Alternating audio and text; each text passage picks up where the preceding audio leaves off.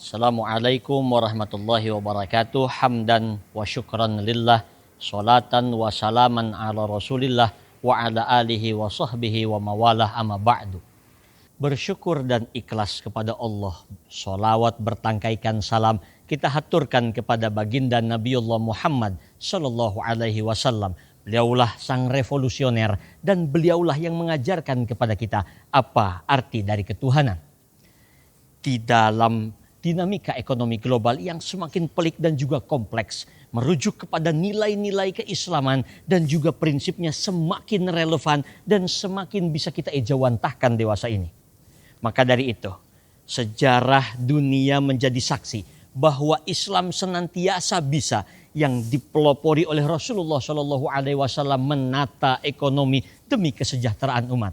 Maka pada kesempatan ini, mari kita renungkan bersama-sama sebuah tema, yakni sinergi dan kerjasama untuk ekonomi dan kesejahteraan bersama yang berlandaskan Al-Quran surah Al-Hasyr ayat 9. A'udzu billahi minasyaitonir rajim. Bismillahirrahmanirrahim. Wa yu'thiruna 'ala anfusihim walau kana bihim khasasah. Wa man yuqa sahhu nafsihi fa ulaika humul muflihun. Shadaqallahul azim.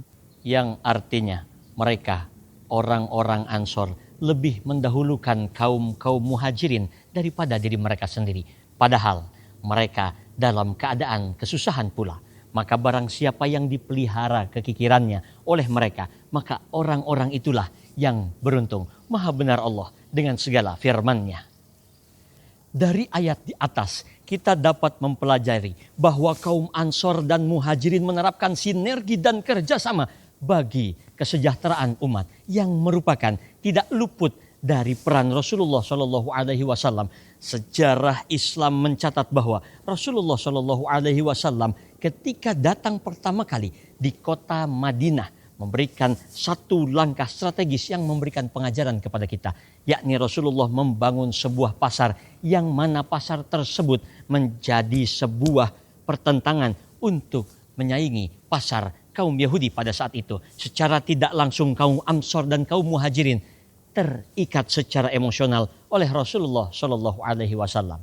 Hadirin yang berbahagia, Rasulullah Shallallahu Alaihi Wasallam di dalam ajaran Islam tidak hanya mengajarkan itu, tapi di dalam Islam mengingatkan kepada kita ada konsep zakat di dalamnya.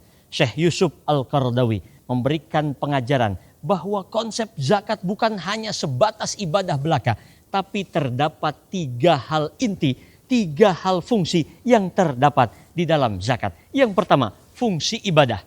Yang kedua, fungsi sosial. Dan yang ketiga, sebagai fungsi ekonomi.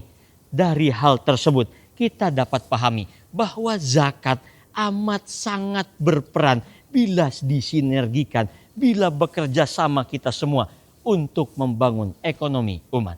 Tidak hanya itu, kita belajar dari kitab Muqaddimah karangan Ibnu Khaldun bahwa ada 2 pilar penting dalam membangun sinergi dan kerjasama. Yang pertama, keadilan, dan yang kedua, kesetaraan.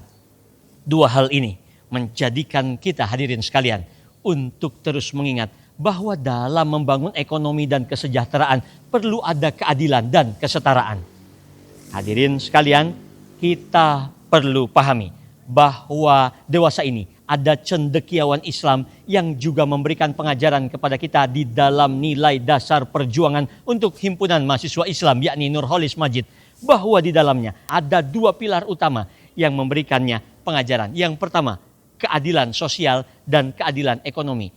Dengan menggunakan 2 pilar ini, kita dapat memahami untuk membangun bangsa yang adil, makmur dan diridhoi oleh Allah Subhanahu wa taala, maka perlu keadilan sosial dan keadilan ekonomi. Hadirin yang berbahagia, bahwa Rasulullah Shallallahu alaihi wasallam mengingatkan dengan sabdanya, la yu'minu ahadukum, tidak akan beriman seseorang sampai Ia yuhibbu li akhihi ma yuhibbu li nafsihi. Ia mencintai saudaranya lebih daripada dirinya sendiri. Dari situ kita dapat mempelajari bahwa untuk membangun sinergi dan kerjasama perlu ada yang namanya keadilan dan kesetaraan dan perasaan satu sama lain. Sense of belonging. Kita bangun untuk sinergi kerjasama demi ekonomi umat bersama.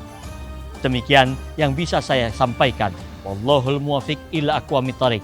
Yakin usaha sampai. Assalamualaikum warahmatullahi wabarakatuh.